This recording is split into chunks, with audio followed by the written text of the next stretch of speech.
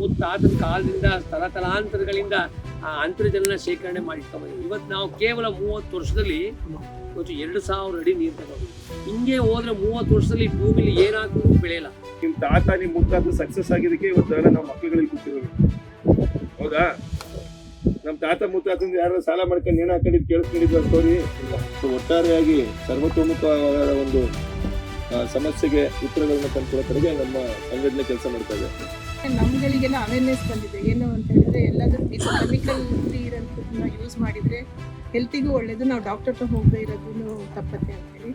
Cancer ಅನ್ನೋದು ಯಾವ ಹಳ್ಳಿನೂ ಬಿಟ್ಟಿಲ್ಲ, ಯಾವ ಮನೇನೂ ಬಿಟ್ಟಿಲ್ಲ. ಇವತ್ತು ಅಷ್ಟರ ಮಟ್ಟಕ್ಕೆ ಅದಕ್ಕೆ ಮುಖ್ಯವಾದ ಕಾರಣ ಆಹಾರ ಮತ್ತು ಲೈಫ್ ಸ್ಟೈಲು. ಪರಿಸರವಾಗಿ ಬೇರೆಯವ್ರಿಗೆ ವಿಷನ ಕೊಡದೆ ನಾವು ನಮ್ಮ ಮನೆಗೂ ವಿಷ ಕೊಡದೆ ವಿಷಮುಕ್ತ ಆಹಾರ ಕೊಡೋಣ. ಸುಮಾರು 93 ಇಸುಲೆ ನಂಜುಂಡಸ್ವಾಮಿ ಆಗ ಸಾವಯವ ಕೃಷಿ ಅಂತ ಗೊತ್ತಿರಲಿಲ್ಲ. ಜೀವಾಧಾರಕ ಕೃಷಿ ಕೂಟ ಅಂತ ನಮ್ಮ ದೊಡ್ಡಿನಗೂಡಲ್ಲೇ ಸ್ಟಾಪ್ ಆಯಿತು. ಇದು ಮೈಸೂರು ಚಾಮರಾಜನಗರ ಬೇರ್ಪಡ್ತಿರಲಿಲ್ಲ, ಎರಡೂ ಒಂದೇ ಜಿಲ್ಲೆಯಾಗಿದ್ದು. ಆಗ ನಮ್ಮ ಭಾರತ ಗ್ಯಾಟ್ ಒಪ್ಪಂದಕ್ಕೆ ಸಹಿ ಹಾಕುತ್ತೆ ಡಂಕಲ್ ಪ್ರಸ್ತಾವನೆಗೆ. ಅದರ ವಿರುದ್ಧನೇ ಅವತ್ತು ನಮಗೇನು ಆಗ ಬೀಜದ ಮೇಲೆ ಆಹಾರದ ಮೇಲೆ ಹಕ್ಕನ್ನು ಕಿತ್ಕೊಳ್ಳೋಕೆ ಅಮೇರಿಕಾದಲ್ಲಿ ಆವಾಗಲೇ 1, 2, 3 ಅಂದರೆ ಒಂದು ಕಾರ್ ಹೊರಗಡೆ ಬರ್ತಾ ಇರ್ತಂತೆ. ಈ ಕಾರ್ನ ಬಂದಮೇಲೆ ಏನು ಮಾಡೋದು ನಮಗೆ? ಬೆಣ್ಣೆನೇ ತಗೊಂಡು ಸಮುದ್ರ ಸುರಿತಾ ಇದ್ರಂತೆ. ಆಗ ಎಲ್ಲಿ ಏನು ಮಾಡಬೇಕು ಅಂದಾಗ ನಮ್ಮ ಇಂಥ ಬಡ ದೇಶಗಳ ಮೇಲೆ ಹಾಕಬೇಕು ಅಂತ ಅವ್ರು ನಿರ್ಧಾರ ಮಾಡಿ ಅವತ್ತು ಪ್ರಸ್ತಾವನೆಯನ್ನು ಮಾಡಿ ಅದು ಕರಡು ಸುಮಾರಿದೆ. ಹಾಗೆ ಅಂಥ ಕಾಲಘಟ್ಟದಲ್ಲಿ ನಮ್ಮ ಏನು ಈಗ ಬೀಜಗಳೆಲ್ಲ ಆಗ ಇರಲಿಲ್ಲ. ಬೀಜಗಳು ನಮ್ಮ ಹತ್ರ ಇತ್ತು, ಔಷಧಿಗಳು ಹೊಡಿತಿರಲಿಲ್ಲ, ಈ ಬಾಟ್ಲ್ ನೀರು ಕುಡಿತಿರಲಿಲ್ಲ. ಅವತ್ತು 93ರಲ್ಲಿ ನನಗೆ ಗೊತ್ತಾದ ಎಲ್ಲ ನಮ್ಮ ಮನೆಯಲ್ಲೇ ಮಾಡ್ಕೊತಿದ್ರು, ಎಲ್ಲರೂ ಚೆನ್ನಾಗಿತ್ತು. ಅದು ಅವತ್ತೇ ಹೇಳಿದರು ಮುಂದೆ ಹಿಂಗೆ ಆಗ್ತದೆ ಅಂತ ನಂಜುಂಡಸ್ವಾಮಿ ಅವರು, ಪ್ರೊಫೆಸರ್ MT N ನಂಜುಂಡಸ್ವಾಮಿ ಹೇಳಿದರು. ಆಗಲೇ ಸಾವಯವ ಕೃಷಿನ ನಾವು ಅವತ್ತೇ ಸ್ಟಾರ್ಟ್ ಮಾಡಿದ್ವಿ.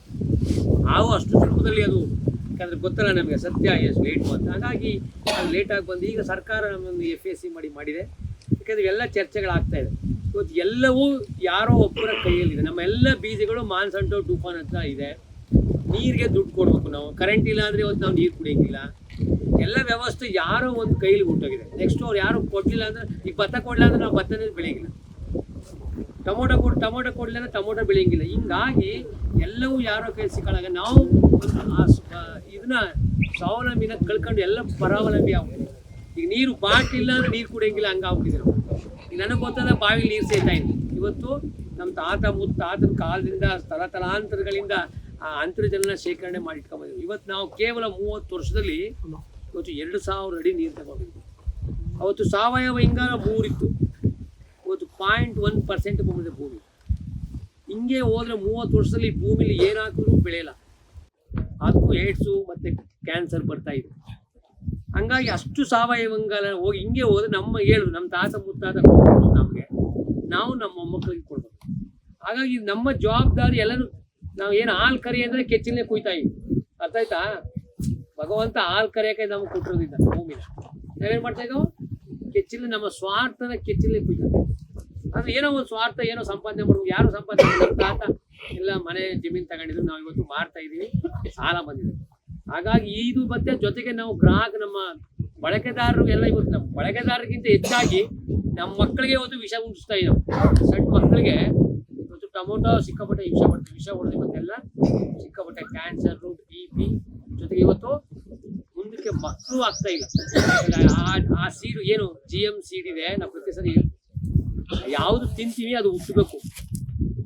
ಅದು ತಿಂದದು ಹುಟ್ಟಲ್ಲ ಅಂದರೆ ಆ ಜೆನೆಟಿಕಲ್ ಮಾಡಿಫೈಡು ನಮಗೂ ಮಕ್ಕಳು ಮಾಡೋಕ್ಕೇನೋ ಒಂದು ಅಂಗಡಿ ಆಸ್ಪತ್ರೆಗಳಿಗೆ ಹೋಗುವಂಥ ಪರಿಸ್ಥಿತಿ ಇವತ್ತು ಮಕ್ಕಳಿಗೆ ಬಂದಿದೆ. ಹಾಗಾಗಿ ಜೊತೆಗೆ ಹೆಣ್ಣು ಕೊಡ್ತಾ ಇಲ್ಲ. ಇವೆಲ್ಲ ಸಮಸ್ಯೆಗೆ ಯಾಕೆ? ಕೃಷಿ ದುಡ್ಡಿದೆ.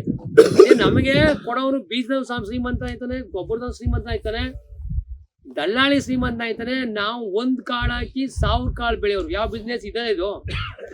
1 ರೂಪಾಯಿ ಹಾಕ್ಬಿಟ್ಟು 1000 ರೂಪಾಯಿ ಸಂಪಾದನೆ ಇದೆಯಾ? ಅದೇ ನಾವು ಒಂದು ಕಾಳು ಹಾಕಿದ್ರೆ 1000 ಕಾಳು ಬರ್ತದೆ.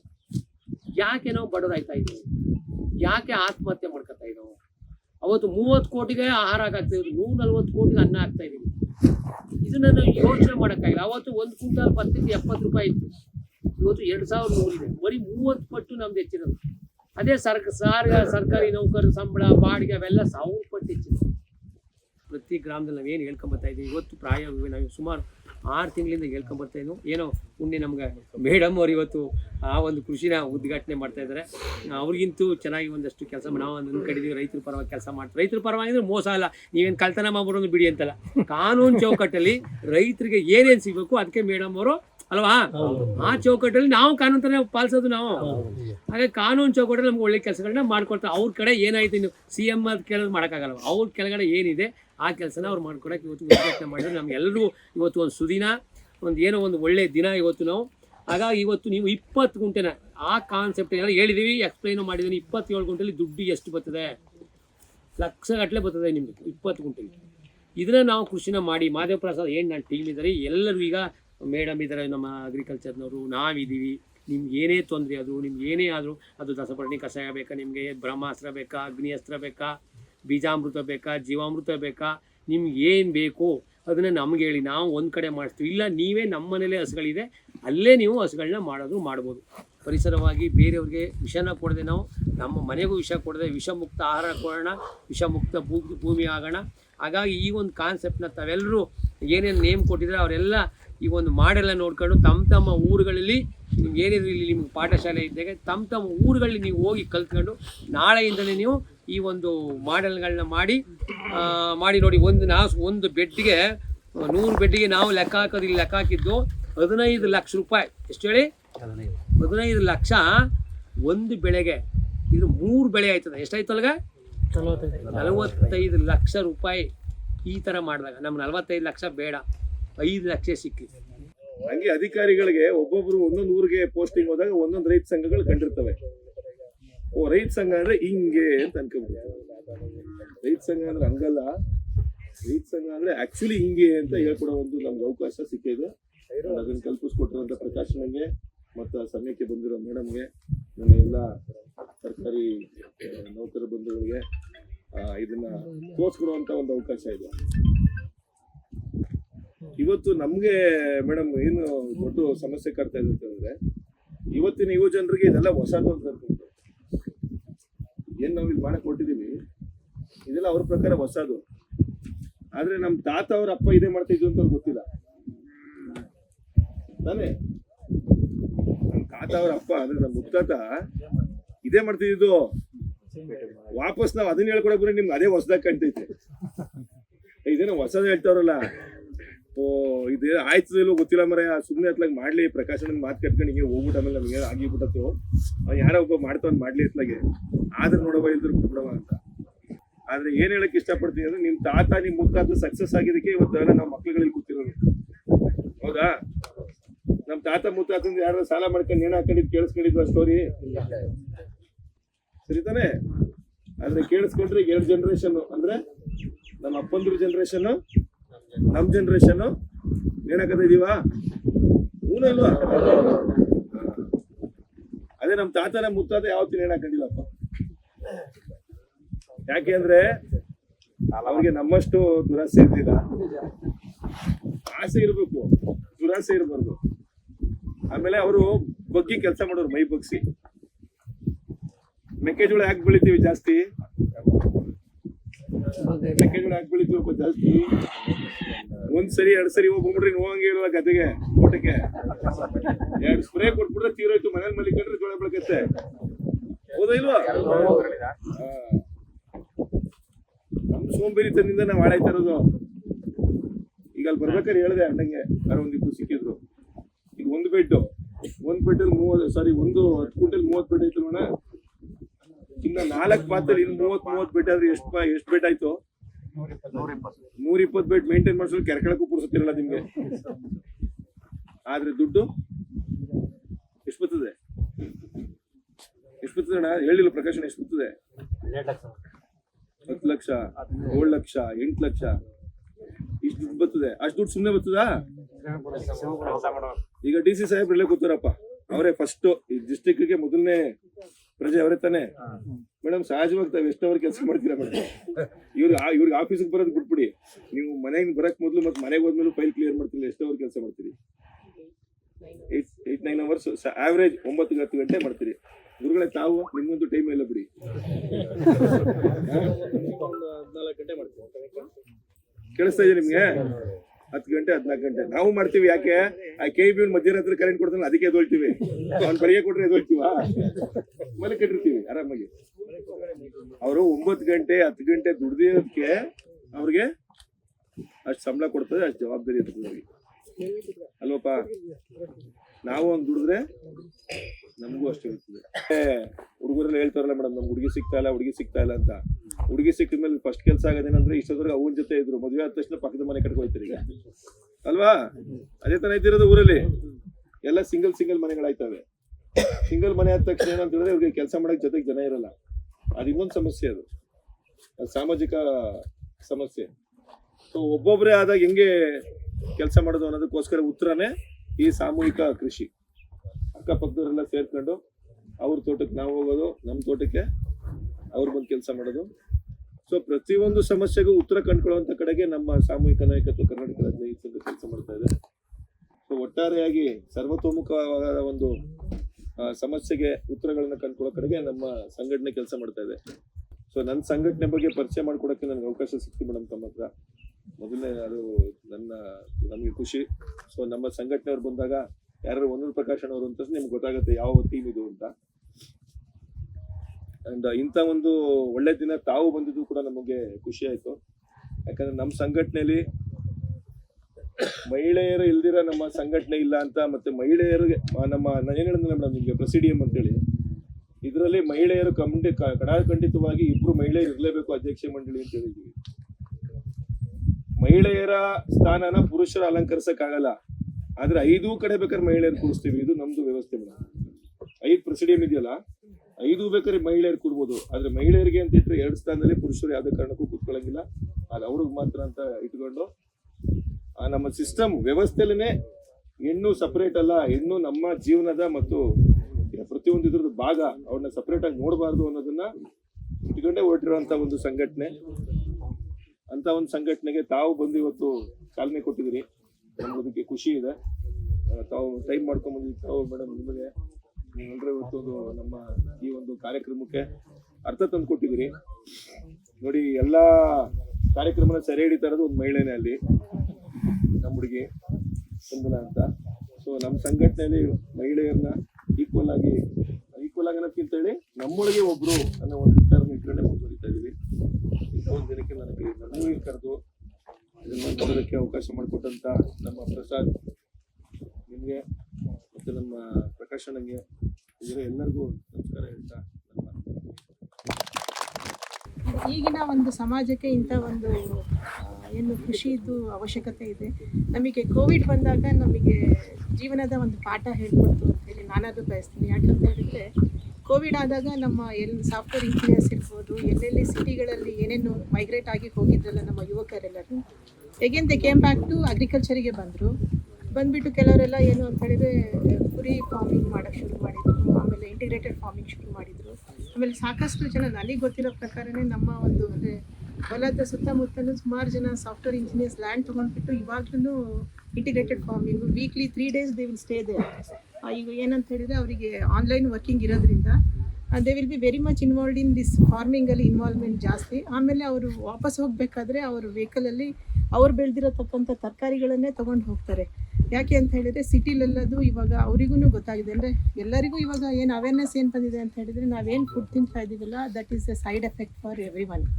ಅದರಿಂದ ಇವಾಗ ಏನು ನಮ್ಮ ಜಾಯಿಂಟ್ ಡೈರೆಕ್ಟರ್ ಹೇಳಿದ್ರಲ್ಲ, ಈಗ ಕ್ಯಾನ್ಸರ್ ಮುಕ್ತ ಯಾವ ದೇಶನೂ ಇಲ್ಲ, ಯಾವ ಒಂದು ವಿಲೇಜು ಇಲ್ಲ. ಎಲ್ಲ ವಿಲೇಜಲ್ಲೂ ಕಾಯಿಲೆಗಳು ಬರೋದಕ್ಕೆ ಮೇನ್ ರೀಸನ್ನೇ ನಾವು ತಿಂತಾ ಇರೋ ಫುಡ್ಡು, ನಮ್ಮ ಫುಡ್ ಸ್ಟೈಲ್ ಅಂತ ಹೇಳಿಬಿಟ್ಟು ನಾನು ಹೇಳ್ತೀನಿ. ಈಗ ನಮ್ಮ ಮುಂದಿನ ಜನ್ರೇಷನಿಗೆ ಈಗೇನು ತಾವೆಲ್ಲ ಯುವಕರೆಲ್ಲ ಸೇರಿಬಿಟ್ಟು ಏನು ಮಾಡ್ತಾ ಇದ್ದೀರಲ್ಲ, ಇದನ್ನು ಕಂಟಿನ್ಯೂ ಮಾಡಿದರೆ ತುಂಬ ಒಳ್ಳೆಯದು. ಏನಂದರೆ ಬಿಗಿನಿಂಗಲ್ಲಿ ನಮಗೆ ಕೆಲವೊಂದು ಫೇಲ್ಯೂರ್ಸ್ ಇದ್ದೇ ಇರುತ್ತೆ. ಅದನ್ನು ನಾವು ಫೇಲ್ಯೂರ್ ಅಂತ ಅಂದ್ಕೊಳ್ದಲ್ಲೇ ಮುಂದೆ ನಮಗೆ ಚೆನ್ನಾಗಾಗ್ಬೋದು ಒಂದು ಆಶಾಭಾವನೆಯಲ್ಲಿ ನಾವು ಮುಂದೆ ಒರೆಯೋದು ತುಂಬ ಒಳ್ಳೆಯದು. ಆಮೇಲೆ ಮೋರೋವರ್ ನೀವೇನು ಬೆಳೀತಾ ಇದ್ದೀರಲ್ಲ ಅದಕ್ಕೆ ನಮಗೆ ಮಾರ್ಕೆಟಿಂಗು ತುಂಬ ಈಸಿ ಇದೆ ಅಂತ ಹೇಳ್ತಾ ಇದ್ದಾರೆ. ಮಾರ್ಕೆಟಿಂಗ್ ನಾವು ಈಗ ಬಿಗಿನಿಂಗಲ್ಲಿ ನಾವು ನಮ್ಮ ಏನು ಜಿಲ್ಲಾಡಳಿತ ಭವನದಲ್ಲಿ ನಮ್ಮ ಡಿಸ್ಟ್ರಿಕ್ಟ್ ಆಫೀಸರ್ ಮೂಲಕನೇ ವಿಲ್ ಸ್ಟಾರ್ಟ್. ಆಮೇಲೆ ನಾವು ಯಾವುದಾದ್ರು ಒಂದು ಏನು ಸಮಾವೇಶ ಅಂಥದ್ದೇನಾದ್ರು ಮಾಡಿದಾಗಲೂ ಈಗ ಸಾವಯವ ಕೃಷಿಗೆ ಇದಷ್ಟು ಬೆಂಬಲ ಬೇರೆ ಯಾವುದಕ್ಕೂ ಇಲ್ಲ. ಯಾಕಂದರೆ ಬೆಂಗಳೂರಲ್ಲಿ ನೀವು ಎಲ್ಲೇ ಹೋಗಿ ಸಾವಯವ ಕೃಷಿ ಅಂಗಡಿಯಲ್ಲಿ there is a crowd when compare to other shops. ಈಗ ಹುಡ್ಕೊಂಡು ಹೋಗ್ತಾರೆ ಬೆಲ್ಲ ಸಾವಯವದಿದೆಯಾ ಅಂತ ಹೇಳಿಬಿಟ್ಟು. ಆಮೇಲೆ ಏನು ಹನಿ ಇರ್ಬೋದು, ಇವನ್ ಆಲೂಗಡ್ಡೆ ಇರ್ಬೋದು. ನಾನೊಂದು ನಮ್ಮ ಗೋಶಾಲೆಯಲ್ಲಿ ಒಬ್ರು ಮಾಡ್ತಾರೆ ದೊಡ್ಡಬಳ್ಳಾಪುರದಲ್ಲಿ, ನಾನು ಅಲ್ಲಿಂದನೇ ಮನೆಗೆ ತರಿಸ್ತಾ ಇದ್ದೆ.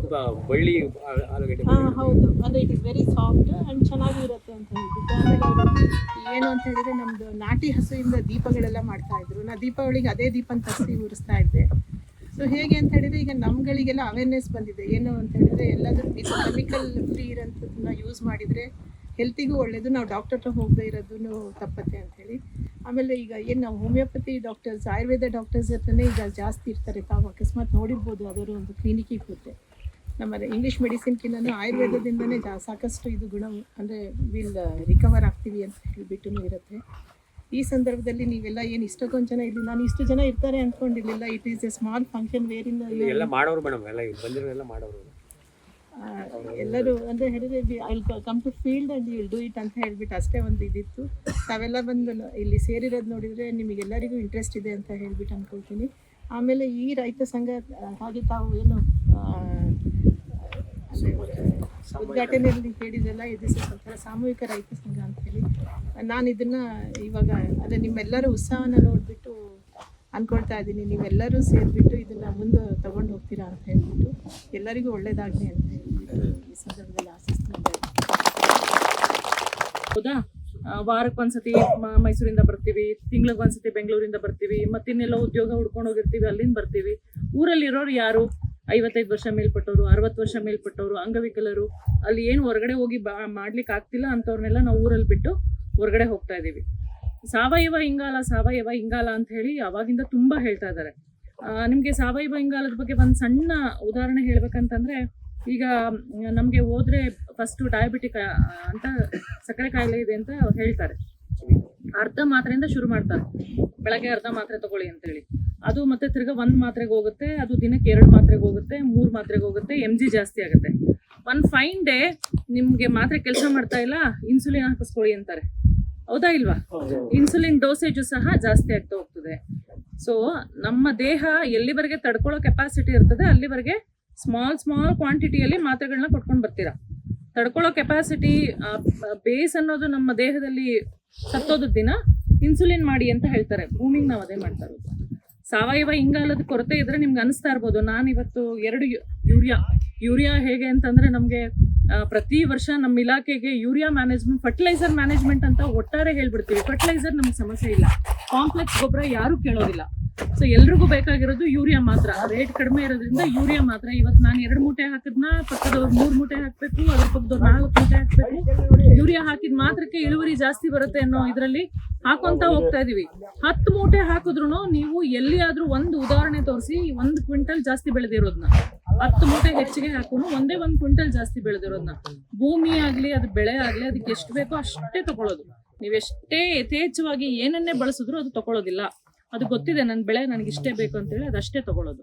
ಸೊ ಹೀಗಾಗಿ ಯಾವುದೇ ರೀತಿಯಾದಂಥ ಲೆಕ್ಕಾಚಾರ ಇಲ್ಲದೆ, ಯಾವುದೇ ರೀತಿಯಾದಂಥ ಪೂರ್ವಾಪರ ಯೋಚನೆ ಮಾಡದೆ ನಾವು ರಸಗೊಬ್ಬರಗಳನ್ನು, ಕೀಟನಾಶಕಗಳನ್ನು ಮತ್ತು ಏನು ರಾಸಾಯನಿಕಗಳನ್ನು ಭೂಮಿಗೆ ಹಾಕ್ತಾ ಹೋಗ್ತಾ ಇದೀವಿ, ಬೆಳೆಗೆ ಕೊಡ್ತಾ ಹೋಗ್ತಾ ಇದೀವಿ.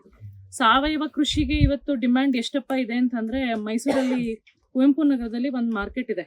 ಅಲ್ಲಿ ನೀವು ವಿಜಯನಗರದ ಹತ್ರ ಒಂದು ಮಾರ್ಕೆಟ್ ಮಾಡ್ತಾರೆ. ಅಲ್ಲಿ ಸೊಪ್ಪು ಸಖತ್ ಸೊಪ್ಪು ಯಾವ ರೀತಿ ಇದೆ ಅಂತಂದ್ರೆ, ಅವರು ಅಲ್ಲಿ ಹೋದ್ರೆ ಸಿಕ್ಕಲ್ಲ ಅಂತೇಳಿ ಅವ್ರು ಮಾರ್ಕೆಟ್ಗೆ ಹೋಗಕ್ ಮುಂಚೆ ಅವ್ರ ಮನೆ ಮುಂದೆ ಜನ ಕ್ಯೂ ಇರ್ತಾರೆ.